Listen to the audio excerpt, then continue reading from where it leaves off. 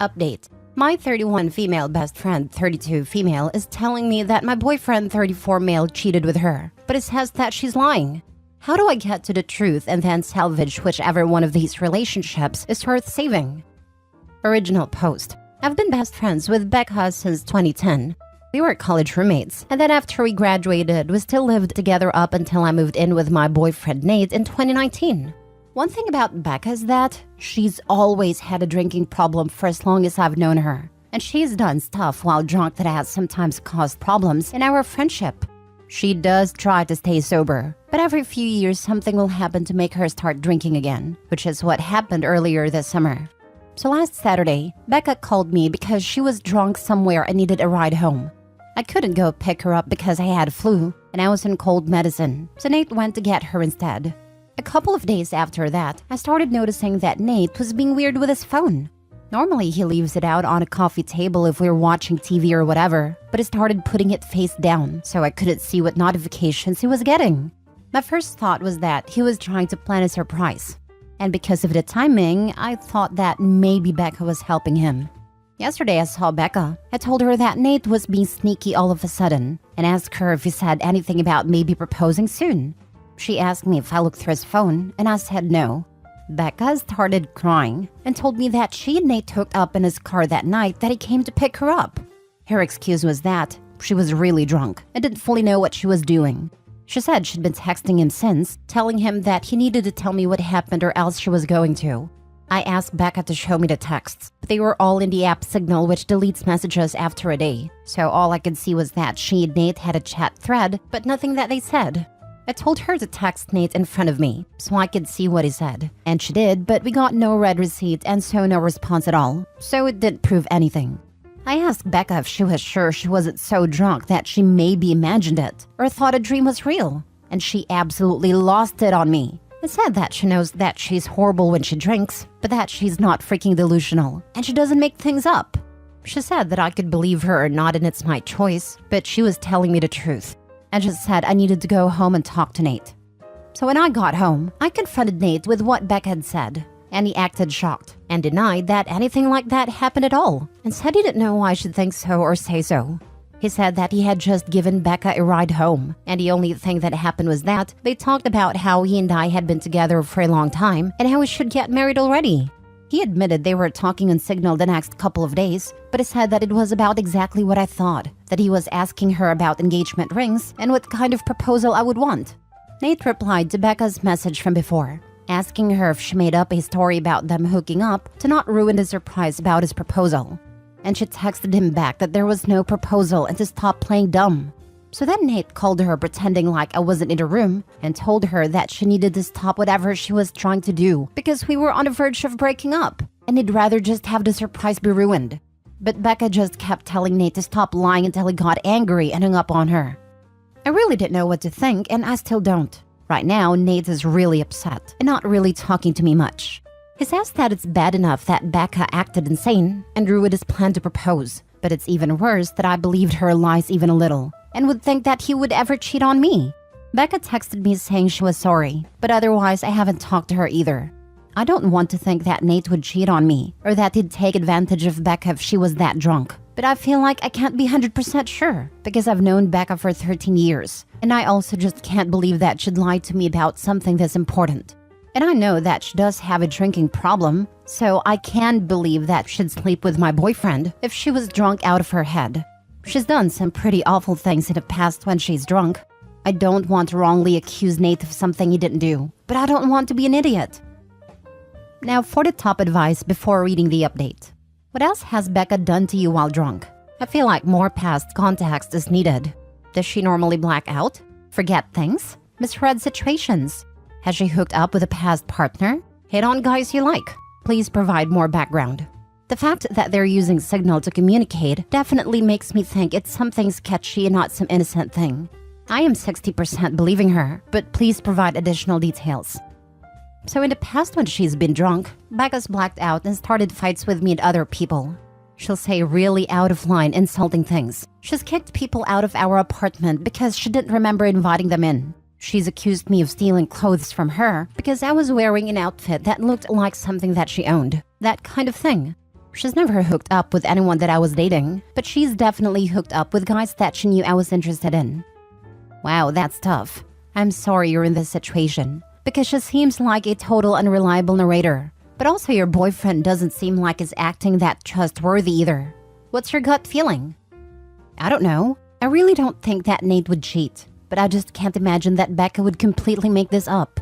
Both of their stories somewhat make sense to me, but I don't know. I don't know why Becca would be saying this if it wasn't true, but I'm afraid of deciding I definitely believe her and then having her later realize she forgot she hooked up with somebody else that night or something. From a new device, you can add the app and recover up to 30 days of messages by hitting the Restore Recover after being prompted with your 30-digit passphrase. Remember, nothing is deleted from servers. All your stuff is out there. I don't care what app you use. There is no such thing as privacy on a smartphone or computer for the average user. Now for the update. So on Thursday night after I got everyone's advice, I told Nate that I had found out a way to recover deleted messages from Signal. He immediately took out his phone and opened the app and asked me to show him how to do it. So I already thought that must mean he was telling me the truth because he didn't panic or hesitate at all. Which was good, because when I tried to download Signal on my old phone, it turned out that it's too old to support the current version of the app, so it wouldn't work.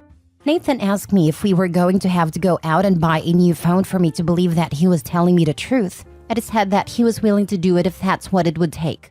I told Nate it wasn't that I didn't believe him, I just wanted to have some proof, because I just couldn't understand why Becca would lie about it. Nate said that she would lie about it because she's a freaking crazy drunk witch.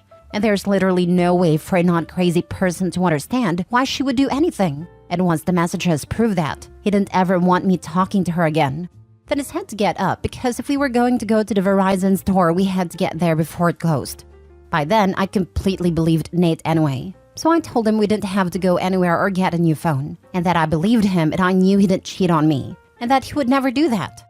Nate said that he would hope I know that, and that he didn't understand why I didn't take his word for it in the first place. I started trying to explain why I didn't want to just immediately dismiss what Beck had said happened, but Nate said that he really couldn't listen to that right now. I said that was fair and agreed that I would cut Becca off. But at first, I wanted to try to get her to admit that nothing happened. Nate said fine, but to call her with my phone on speaker, because he thought he also deserved to hear her admit that she was lying. So I called Becca and I said the same thing to her that I said to Nate, that I figured out how to recover deleted messages on Signal. She asked me why I would need to do that, so that was when I knew for sure that she was definitely making it up, and not just confused somehow. I said it was because I wanted to have proof of what she and Nate talked about. Becca asked me if I saw their messages, so I lied and said yes.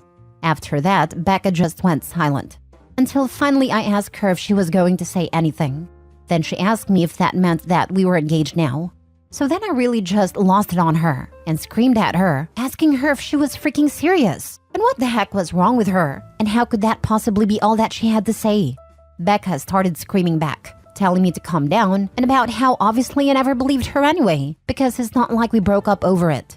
I was crying by that point, and because of that, I couldn't really say anything else. So then Nate told Becca to get lost and to never ever contact either one of us ever again, and hung up on her. A minute later, Becca sent me a completely unhinged text that I'm quoting here verbatim apart from changed names. Courtney, you are supposed to be my friend for life. You are supposed to be there for me. You are supposed to be my person. But then you meet Nate and now you only care about Nate. Everything is about Nate. Tell me why Nate comes to pick me up when I call you. I called you, not your precious freaking Nate. I only want you to see how messed up this is. But do you? No, of course you don't. Of course you choose Nate over me like you always do, and like you always will. You pretend to care about me, but I can't see you don't care. It is pathetic, Courtney. You are a pathetic woman who would choose a man over a friend. Since you have to have your sweet, perfect little baby Nate do it for you, I will. Goodbye, Courtney. Is that what you want? Goodbye forever. I hope you got what you freaking want. There were the 3 dots after that showing she was still typing more, but I blocked her before she sent it. I don't care about anything else that she has to say. I'm sure it's all just going to be more BS about why this is my fault, or justifications about why what she did wasn't that bad and I should forgive her. I know Nate is probably right, and there's no non-crazy logic behind why Becca would stoop to doing something like this, but obviously I've still been thinking about it. And my best guess is that whoever said that Becca still blames me and Nate, apparently mostly Nate, for her being a drunk mess who can't get her life together, is right.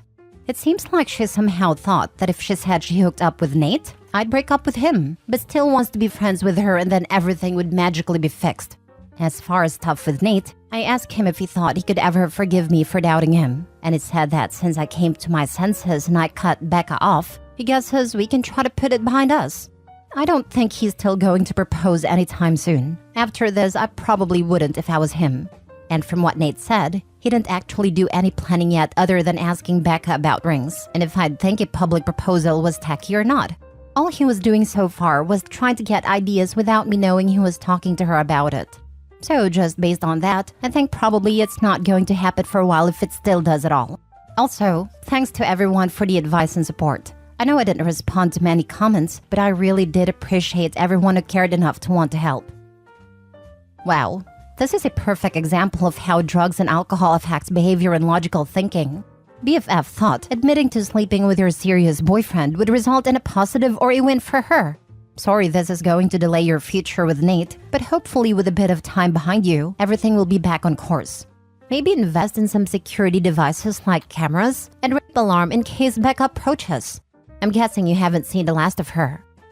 I'm sure she won't just go away. I'm already expecting her to try to get our other friends to get in the middle of everything as soon as she figures out she's actually blocked. And I'm not just ignoring her. I hope she won't try to do anything else, but I guess at this point I really can't know with her. I'm hoping things are okay with Nate. I think in a while they will be.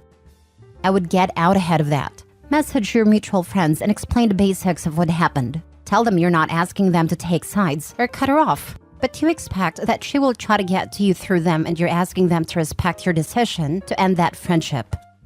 I have something like that drafted. I just know that once I send it, everyone is going to want to talk to me about it, and I'm just not looking forward to it. I'll do it pretty soon though. It sounds like you are the most patient one of her friends regarding her drunken mishaps. I'm sure your other friends will be on your side once you explain her lies. Had you been pressuring Nate to propose at all? Not even. We've talked about it a little just because I'm getting into my 30s and whatever, but to be honest, getting married isn't even that big a deal to me. Or to Nate either, I don't think. I actually somewhat have the impression that Becca bringing it up made Nate think that I had said something to her. So that's why he decided to ask now. But obviously this doesn't seem like the best time for conversation about it. So that's just my feeling. Well, if it isn't something you've been pressing for or even want necessarily, just concentrate on getting your relationship back to where you want it. Sounds like if you stay no contact with Becca, you have a good shot of that happening. I'm curious if Becca ever said anything to you when she hooked up with guys you liked? Do you think she was blocking you on purpose to keep you for herself? Did she try anything with Nate before you were exclusive?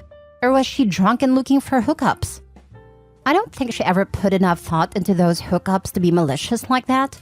She was just inconsiderate and would go after whoever. Last story. My girlfriend, 28 female, doesn't want me, 27 male, to keep our current dog because she's old and thinks she'll cost more money than we need to spend. How can I respectfully tell her I'm not getting rid of the dog? Me and my girlfriend have been dating for 6 years. I brought a dog into the relationship who was 5 years old at a time. The dog is currently 11. I had conversation with my girlfriend about this and the possibility of another dog. The first thing she said was, no, dogs in general are expensive. Which reminds me, you should get rid of the brat we have right now, because all dogs like her are so much more expensive. After she said this, I told her that the dog was my best friend and something I would never get rid of because she means too much to me. I told her that the dog matters more than money. She got mad, and she said that the dog should matter less than what she wants, because we've been dating for 6 years. I simply got up and left the room to calm down. The dog has never been a problem. She hasn't had to do anything with her other than feed her at night when I'm at work. The dog hasn't ever been a problem in the time we've been dating. She's mostly lazy, and the most she does is a daily walk that my girlfriend hasn't ever had to do. I've owned this dog for longer than we've been dating, and this dog gave me the love that I wasn't able to get from anyone. How can I tell my girlfriend that I'm not going to get rid of the dog? I don't want to cause more problems than needed, but I do care about my girlfriend, and I don't want to lose her because of something as stupid as this. Now for the advice. How can I tell my girlfriend that I'm not going to get rid of the dog? You tell her straight. I'd be concerned at this point about how she treats your dog when you're not around. To word this in the gentlest way possible, I don't suppose it's with kindness. I seriously think you need to walk away with your dog. Yeah, I would seriously be concerned that one day you're gonna come home to find your dog gone, with your girlfriend saying, "Gosh, he must gotten out and run away, I guess," and not knowing if she actually drove him 100 miles away and abandoned him in the woods, or took him to a vet and had him put down. How about getting rid of the girlfriend? Like, for real, why you want be together with someone who wants to throw away an animal when I could get ill and cost money? What will happen when you get ill and cost her money? Or a child? She's unemployed, so I would be caring for myself with my own money. And we've talked about the children thing before, but she believes children are more important than animals, since they are a lifelong responsibility. You should get rid of her, because unemployed girlfriends are more expensive. Edit. Thank you everyone for the advice. I didn't think there would be so many people helping with this. I have decided, when I have time, to get rid of the girlfriend.